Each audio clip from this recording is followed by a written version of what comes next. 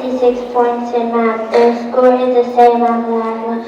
They have 4th grade reading score.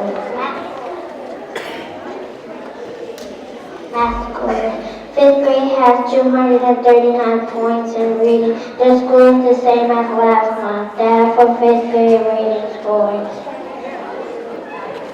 They have 304 points in math.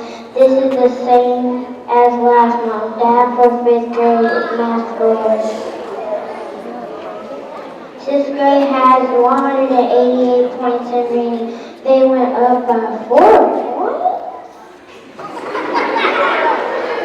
This month, that was 6th grade reading score. 6th grade had 278 points in math. Their math score went down by 4 points. Repeat after me, Mona. Good job to those who met their goal. Keep working hard. Let's welcome to the stage Leila from 4th grade to give her speech about the 7 habits.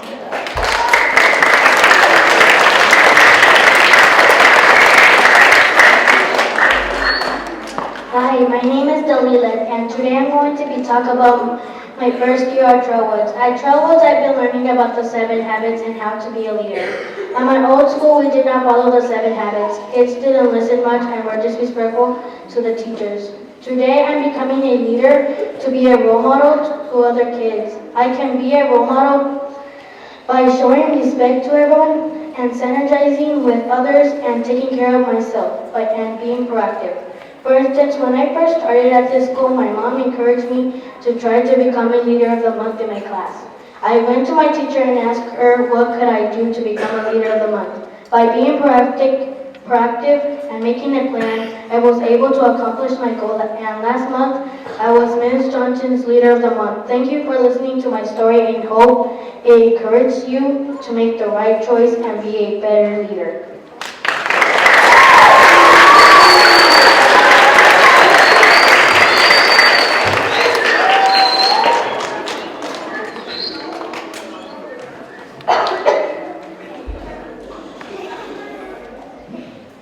Thank you, the leader, for that speech. Now we'll have Kavea announce the amazing leaders of the month.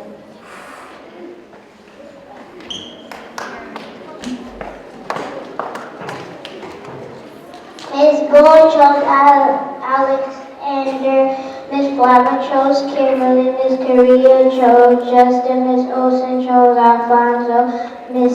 Taylor, the 2nd grade Ms. Taylor chose Simon, Ms. Randers chose Julian.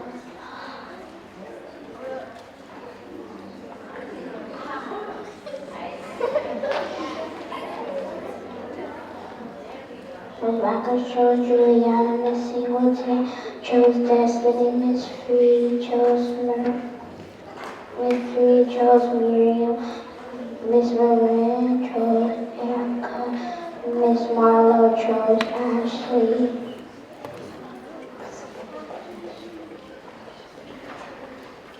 Miss Boone chose Alexavier. Miss Flower chose Kimberly. Miss Korea chose Justin. Miss Olsen chose Alfonso. Miss Taylor, the 2nd grade Miss Taylor chose Cyril. Miss Riker chose Juliana. Miss Singleton chose Destiny, Miss Reed chose Miriam, Miss Moran chose Erica, Miss Marlowe chose Ashley, Miss Johnson chose Lakita, Miss Nathan chose Eileen,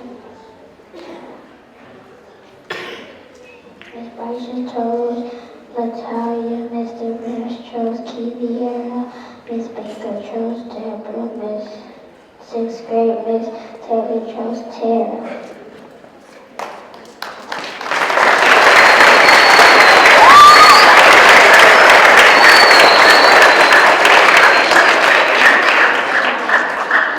Congratulations, leader. Now Emily will share her attendance with us.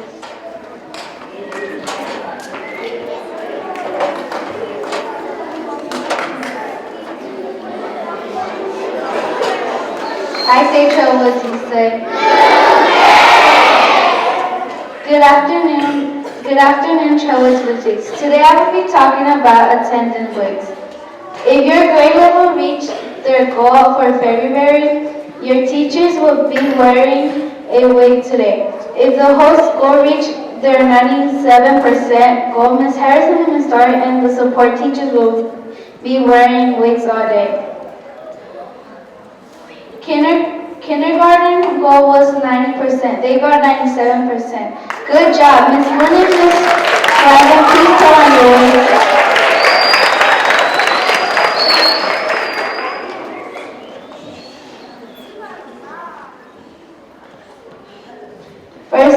First grade goal was 95%. They got 97%. Good job, Ms. Good job. Ms. Moon and Ms. Korea, Ms. Also please put on your wig.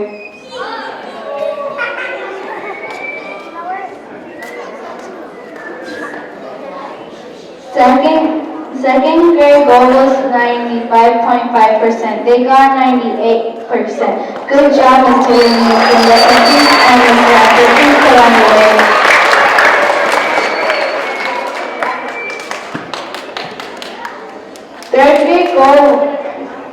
Third grade goal was 97%. They got 98%. Good job, Ms. Taylor, Ms. Myers, Ms. Moran, and Ms. Bree, please put on your wig.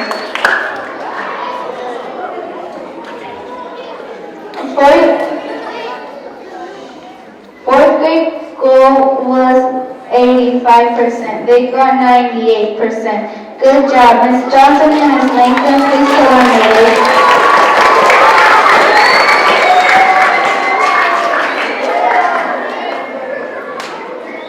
Fifth grade goal was 93%. They got 98.4%. Good job, Mr. Benjamin. Please put on your wig.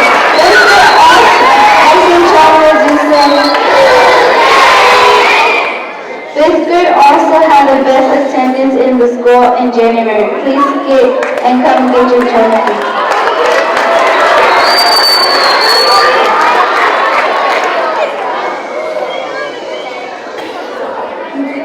Sixth grade goal was 97%. They got 98%. Good job. Ms. Baker and Ms. Taylor, please put on your wig.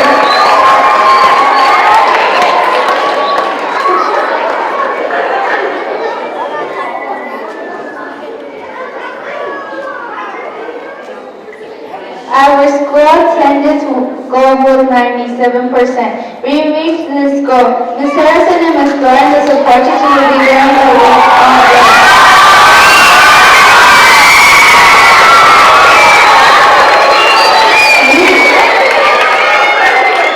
We got 99%. Great job, Trailwoods. We did. Ms. Harrison and Ms. Gore and the support teachers, please put on your wig.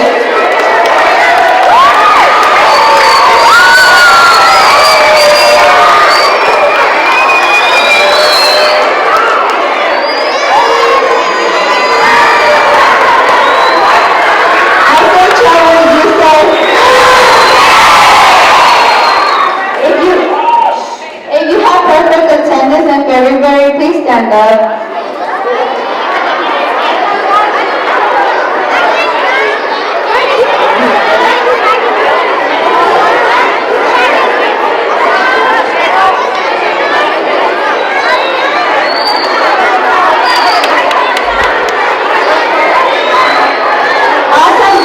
Awesome job, winners. Please take a seat.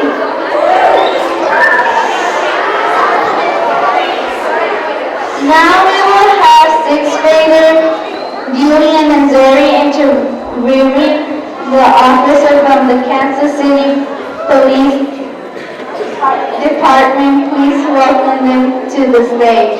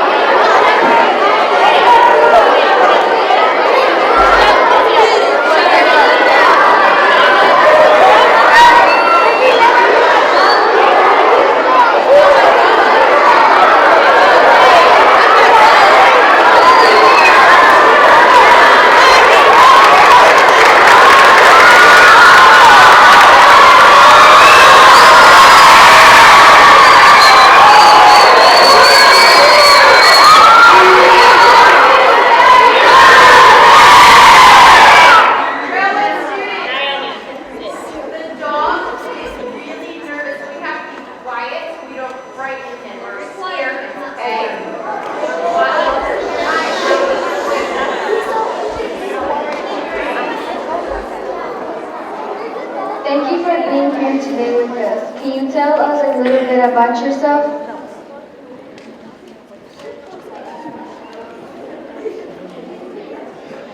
Hello, everybody.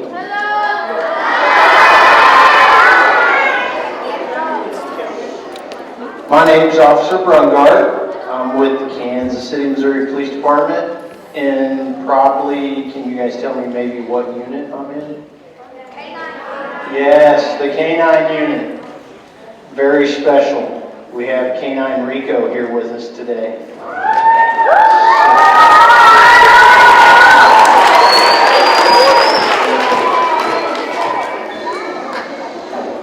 I've been with the police department for 20 years. Your school used to be the area that I used to work when I was brand new. So I used to patrol this area when I was a young person, a little bit older than you. I started out at headquarters. I worked in the jail as a civilian. I spent 2 years in there in jail, not in jail, but helping process people that were brought to jail. And then after that, I became the law enforcement side, which is you have to be 21 to get into the career of the law enforcement. And then after that, I came to East Patrol, because this area is East Patrol where your school's at. And I spent about 5 years there. And then I went to the robbery unit and was a robbery detective for about a year and a half. Then after that, I went up north to the North Patrol Station by the airport and started heading up the ATV squad, like motorcycles and stuff that you see out off-road, little motorcycle shows that come to town. And after we got that unit started, I did that for about 10 years and started to have an interest in the K-9 unit. And lo and behold, after training with the K-9 unit, a position came about, and I've been in the K-9 unit for the last 5 years. This is my second dog. Usually, we'll get to that probably here in a little bit, but usually our dogs last longer than 5 years, so we kind of have a little sad story with that. But that's all I can tell you right now. What habits do you use in your daily life with the K-9?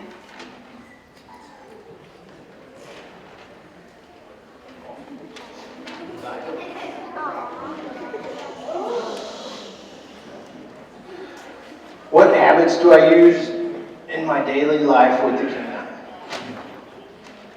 Sorry, I've got some notes here. I understand you guys have these 7 habits. We have similar habits to that with our daily functions with the police department and particularly with the K-9 unit. I would say that there's 2 of them that really apply to us overall as police officers and specifically with the K-9 unit. And I believe it's habit 5, seek first to understand, then to be understood. Listen first, then talk.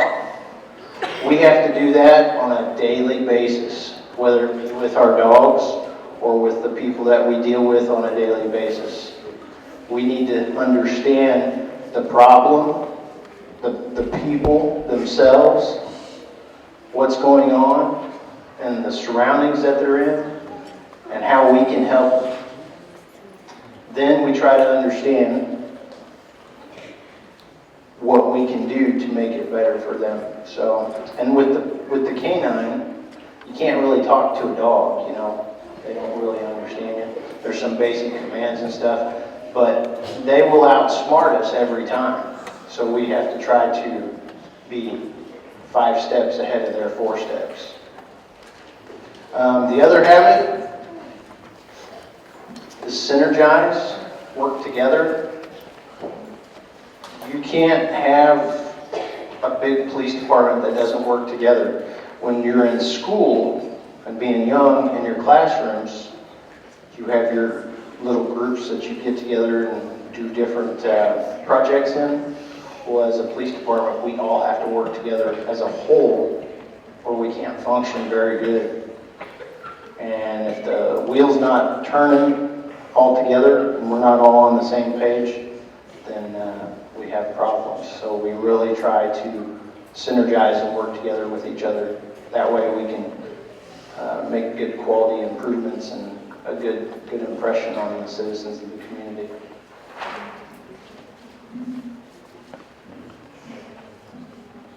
What made you be a police officer in the K-9 unit?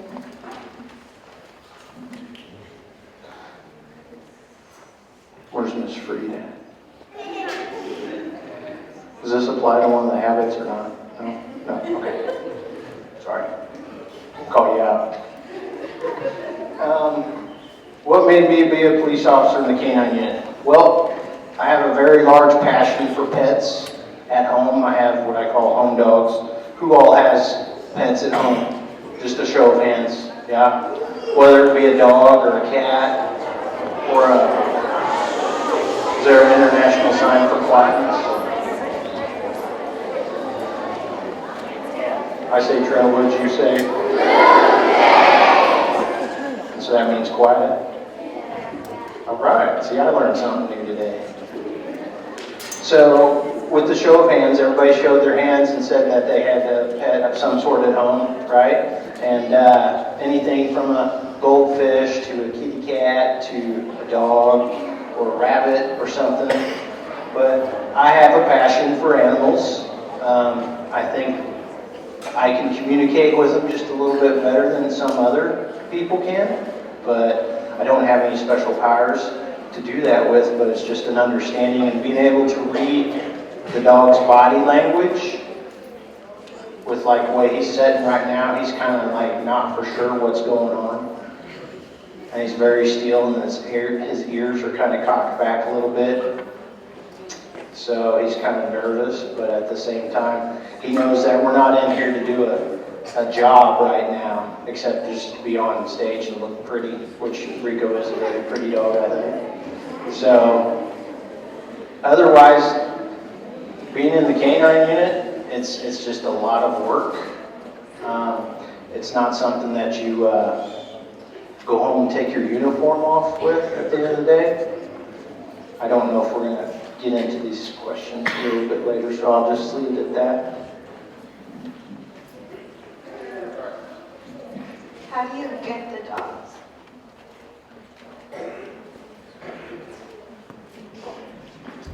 We get our dogs from a vendor in Denver, Indiana. Does anybody know where that's at? You know what direction that is from where we're at? It's like maybe northeast a little bit. It's about 8 hours away. We drive up there, myself, a supervisor, and one of our head trainers drive up there with us, and we get to pick our dogs out of about 300 dogs. The vendor will come and get about 10 dogs ready for us. And just depending on which kind of dog we want, whether it be a narcotic dog finds drugs, or it can be a bomb dog like Rico. Rico's job is to find explosives. And then we have what we call the dual purpose side to it. The dual purpose meaning that they go find bad guys. So like if somebody, as an example, if you guys were off on the weekend, there's no school going on, and somebody broke into the school, Rico and I would come here on the alarm call, and we'd go through the school and find the bad guy. But we get him from a gentleman in Denver, Indiana that has a large history and background with his kennel business that he operates. He used to be in the military, and that's what he did in the military, was handle dogs. Then he came back from serving in the military and started his own vendor with dogs.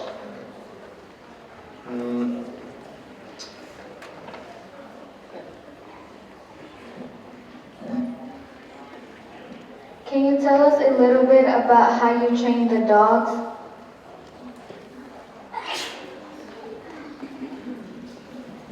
How we train our dogs. I like to explain this when we do demos. If you can imagine, where's all the kindergartners at? Raise your hands. Okay. Excuse me. All right. Well, when we get these dogs, they're kindergartners. They're pretty young. okay? So you guys grow up a year at a time, right? Well, these dogs grow up pretty fast.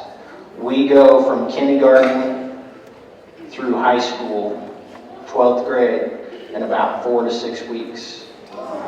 So they're fast learners, right? So they start very young, anywhere from about the age of 8 months, which is equivalent to about your guys' age in kindergarten, all the way up to when the oldest dogs that we get are about 2.5, 3 years old. So they're kind of young and juvenile, but then they grow up to be good quality leaders, and they synergize with us. But they start off in Denver, Indiana. We get them, we pick them out. There's a selection process, just like you guys have tests every week. Yes? Well, maybe, Mrs. Freed? Tests? Okay. Or trivia type questions and stuff. Well, there's a testing process for all these dogs too. Okay? And if they don't pass the test, then they have to go back to school. It's not that they fail, it's just that they have to go back to school. And we'll take another dog that does pass the current curriculum test at the time. So when we get them back to Kansas City, we start them immediately in school. And we start training with them every day. And it's about 4 to 6 weeks, so it's about a month and a half to 2 months.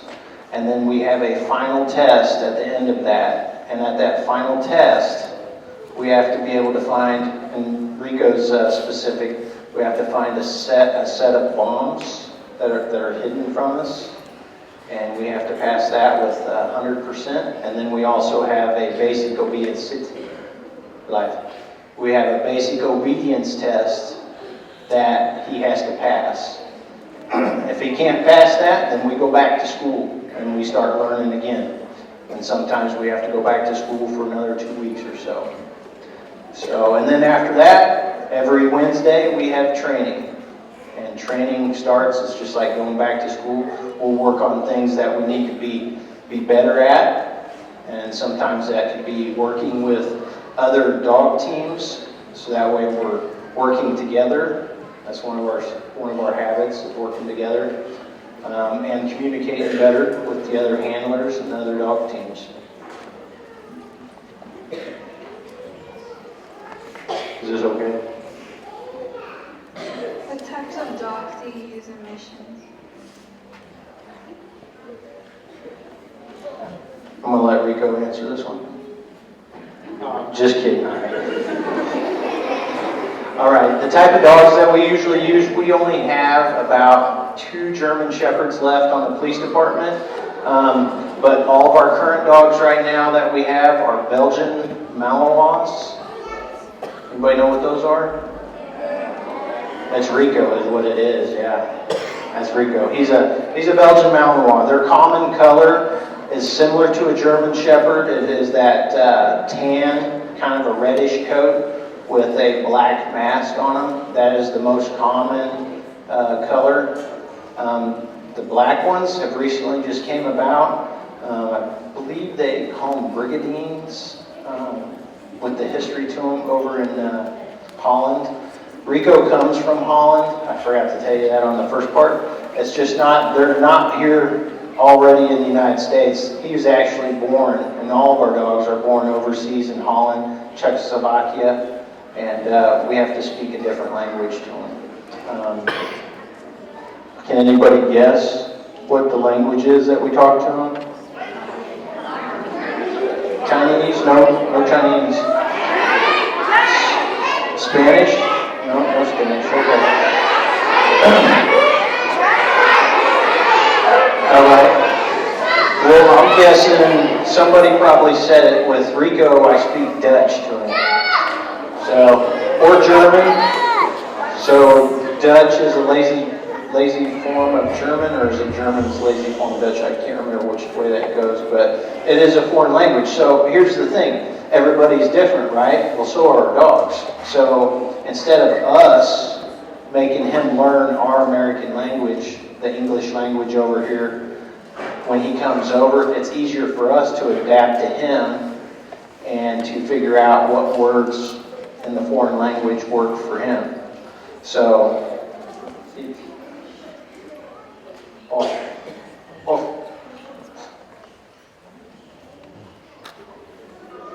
So you heard me say off. Off means lay down, okay? And it's a phobia, not a phobia, but it's a tall tale, maybe. The reason why we talk to them in a foreign language, it's not so the bad guys can give them the commands to have the dogs turn on us, because our dogs will not turn on us.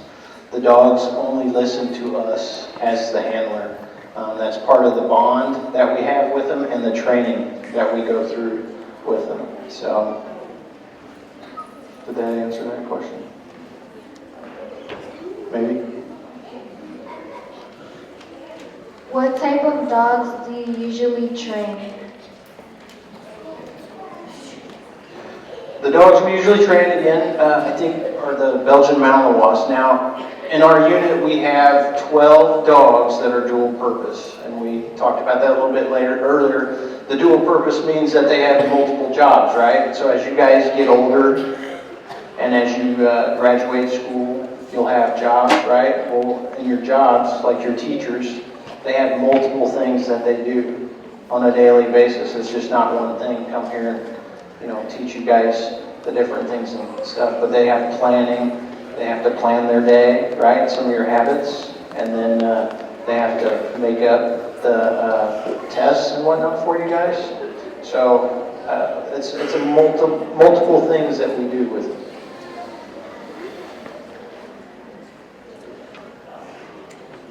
That's it? That's all the questions?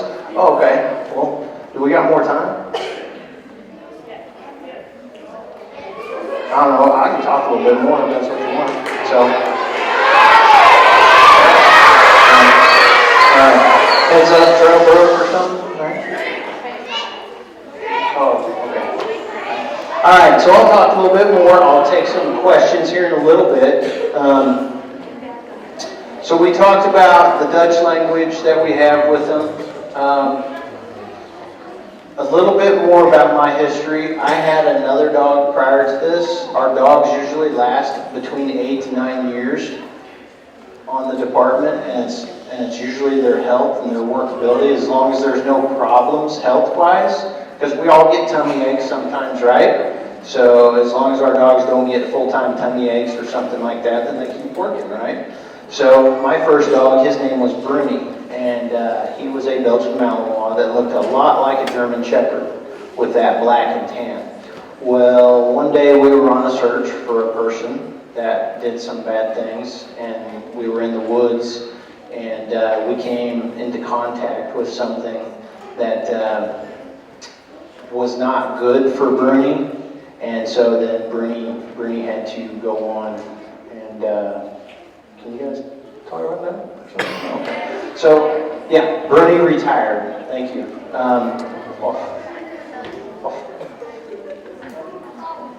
So Bruni retired, and then we were able to go and get Rico not very long after that.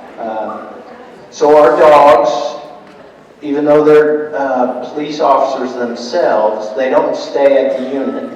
They go home with us. They become part of our family, just like we would with our home dogs. And we integrate them into our family, and they become part of the pack. Everybody knows what the pack is, right, with a dog and how they operate. Yeah. So they become part of our pack at home, and the department pretty much pays for everything like the vet bills or what they eat, the food, and they pay for their kennel at our house. And it's up to each individual canine handler whether or not they want to leave the dog out in the kennel or if they want to integrate them into the household family as a regular type animal. Rico here on this, he's a pretty special good guy, and he gets to come inside. Not all the time, but most of the time. And he doesn't have any problems with my children, my kids, my wife, or anybody else. But that was because we had a long training exercise there that integrated him into the family. So let's get on to maybe how they smell. So we all got noses, right? Yeah? And so we can all smell good things. Like, do they serve pizza for lunch here? All right. So we're on the same page there. So when you're coming to school and the lunch ladies or the lunch staff, they're here already before you guys, I'm pretty sure, and they're cooking, right? And then when you get to school and you can smell, as soon as you come in school, you're like, oh, we're having pizza today, right? But you don't know what kind of pizza it is, right? Sometimes. But usually you do, maybe, okay. Well, Rico and our dogs, when they come in, say, as an example, if they come in the school and smell pizza, they can tell you every single ingredient that's in that pizza. So they can smell everything from the red sauce, to the onions, to the cheese, to the hamburger, to the pepperoni, to the wheat, to the flour. They can separate out all those different odors. Their sense of smell is like about 10,000 times greater than us. That's why when we come into a building, and if we're looking for a person that has broken into a building, we can locate him in about 10 minutes, as opposed to where if we was just to go in there without a dog, it would take us a couple hours to search an entire building. So, let's see. Some pretty fun things that we've done that I've been able to do with Rico is, we all know our past President Obama, when he would come into town, we would be 10 minutes ahead of him in regards to every detail that he would be sent on if he came to Kansas City. When I say 10 minutes ahead of him, we were out there 10 minutes ahead of him searching for bombs to making sure that everything was safe for him. His entire route that he would take in his car, we would be 10 minutes ahead of him. Anytime he came up on a stage like this, we'd be 10 minutes ahead of him, searching for bombs and making sure everything's safe for him. We do a lot of bomb searches for big stars that come into town, like at the Sprint Center with concerts and stuff. If they request a bomb sweep, then we'll come down there and make sure that their concert's all safe. Just like the Big 12 that's going on right now. Who knows what the Big 12 is? It's like basketball. Yeah. We're down there doing sweeps every other night. So, do we have time for... Oh, one more minute. Okay. Let's see. Want to hear Rico talk to you guys?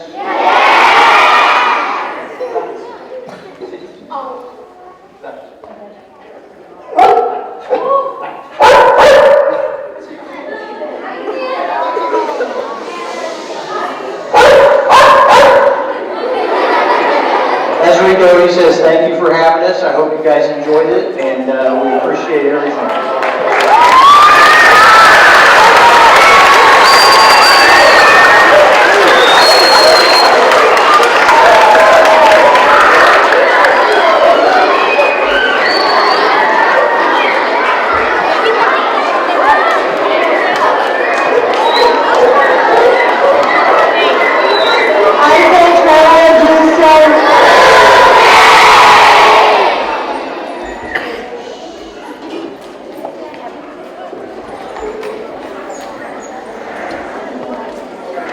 Thank you, Zuri and Julian, for that interview. Now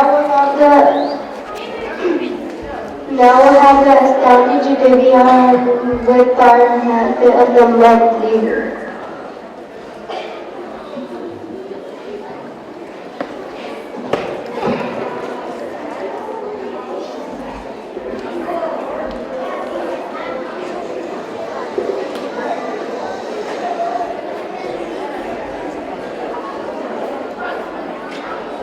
This month, the habit focuses were synergized and sharpened the saw. Support teachers have chosen the leaders of the month who have worked hard at showing the habits. It is very special to be our support teacher because they see all of the children in the building, so we have to work extra hard at living the habits in our daily lives. Miss Krussinger chose Ethan Padilla from Miss Johnson's 4th grade class. He knows how to synergize. He listens to other people's ideas and know that everyone's ideas deserve to be heard.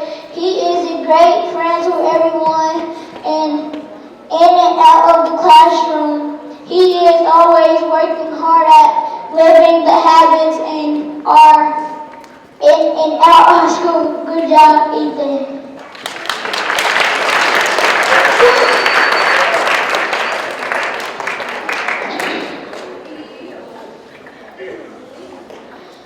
Coach D tells Jennifer Pina from Miss Baker's 6th grade class.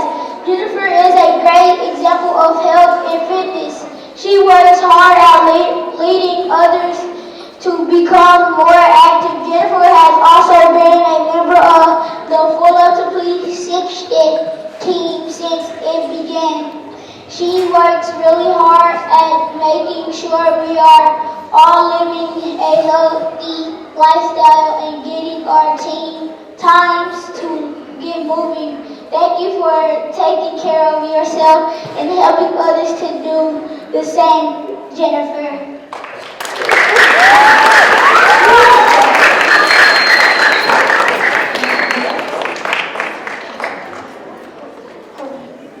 Mr. Trimble chose Emily Beltran from Mrs. Boone kindergarten class.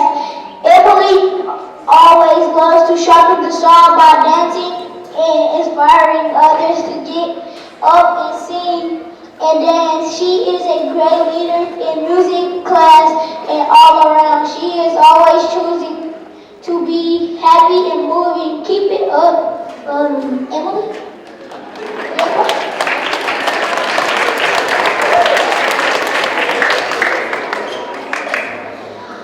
Miss Kent chose Kimberly Moran from Miss Boone's kindergarten class.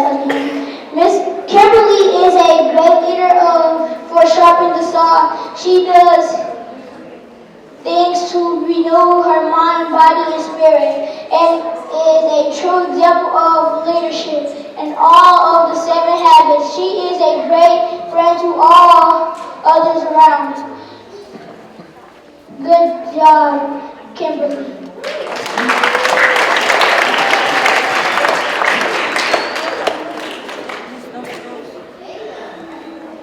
Miss Lewis chose Cabella. Cabella is a leader by synergizing no matter what other students are on her team or in her group. She is a friend to everyone and loves to work with others to complete a task. Keep up the good work, Cabella.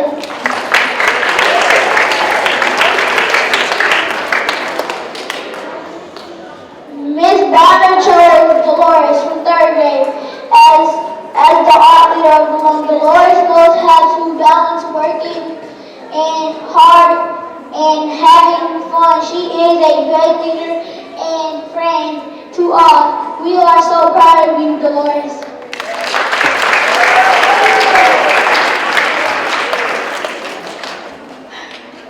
Congratulations, happy leaders of the month. Now, Daniel from 5th grade will be presenting lunchroom leadership and assembly awards.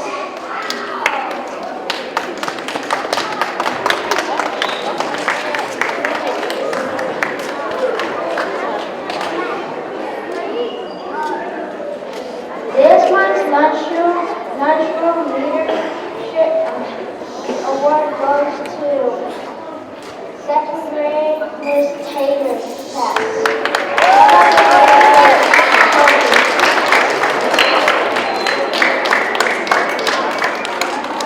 The class with the best assembly behavior is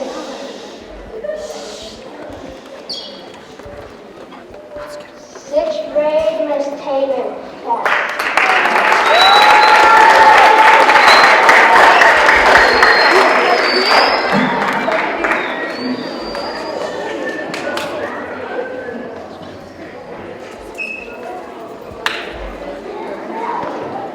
Good job, class this week. As the Trailwoods, you say,